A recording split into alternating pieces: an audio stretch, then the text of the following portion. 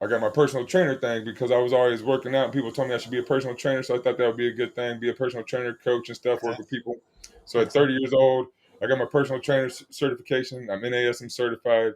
I started volunteer coaching and started working other jobs with, the clubs and stuff. I worked at the Oahu Club, Honolulu Club, and then I worked my way to working at hospitals now. I do boot camps and train with the doctors and nurses. So I work for the staff. There's not a hospital or it's not a gym that regular people come in. It's like working with the staff of the hospital. But Gotcha. so I just, when I was growing up, I didn't get coached the way I wanted to get coached. I was a very good athlete and everyone told me I was, but I didn't really. I played a little bit in college, but not a lot.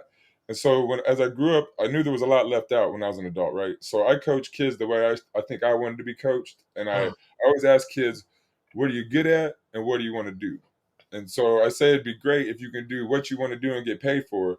But if you find out what you're good at, if you can't get paid at what you want to do, get paid at what you're good at, so that you can do what you want to do on your off time, right? And That's so I good. talk to That's kids in good. that way. So I was always an athlete, and I was in like the AP classes, like the college prep classes when I was in school. So Okay. I was like one of those nerd athletes and whatnot. So I just I know every kid is smart. No matter Yeah. who you are, you're smart, and all you gotta do is talk to them, right?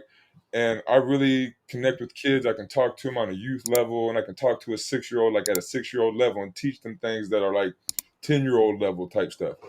But I know I can't talk to every kid, right? And I know I don't know everything. So I knew all these smart people, and I was coaching kids already. But while I was training, you got to have money to train. Your parents got to have money, or you got to have money, right? And there's a lot of kids being left out that don't have money. I didn't like that. I don't like that at all, right? So Hmm. had a thought, and I met a man who said that if I started a nonprofit, he could give me $5,000 a year from his what he had a LLC or like an institution or whatever he had, Yeah. a foundation. And All right. so, like as a base, I'm like, okay, that's great. I can work with that. And Yeah. so I started it. He gave me $5,000 check, with a nonprofit, a $5,000 check, and so I just started working with kids. I don't we didn't charge the community at all. I just started writing grants and asking people, and so foundation started giving us money, businesses started giving us money, and everybody would let us use their facilities for free. Since we're not charging their kids, we're like, oh well, if you're not charging the kids, we can't charge you, right? And we're like, great. And so we could use Mm. facilities for free, and we'd bring kids food and water bottles and T-shirts and stuff like that. And That's fire. just I was just trying to bring them coaches and mentors that could make their lives better. That's fire, man. That's fire. Kudos to you. You know, you took something that you saw as a kid and found a very easy way, a very doable way to Right. make it happen for other kids. And I bet it gives you that feeling like, why ain't nobody do this when I was a kid? Why y'all didn't think of this Exactly. before? Why it take so long? You know what I mean? It's very replicable too. Like it wasn't very hard to do once I got it going, and Yeah, people came to the camps.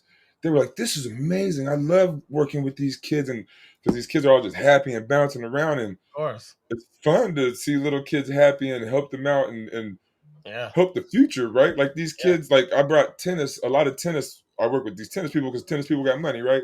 And so I'm working with these kids that don't got money and they're never going to play tennis. But then for some reason I had this in for them to have tennis, so I brought them tennis, and we brought tennis rackets and tennis players, and now you get free tennis lessons, which cost like $100 an hour, right? And I'm getting these yeah. kids free tennis lessons every Wow. weekend, and sometimes I had an after school program with them where with the IHS where they did it once a week. So I mean, I tried to bring to them what they couldn't afford. Yeah. And how long have you been doing that? So it started in 2016, and we actually shut down in about 2021.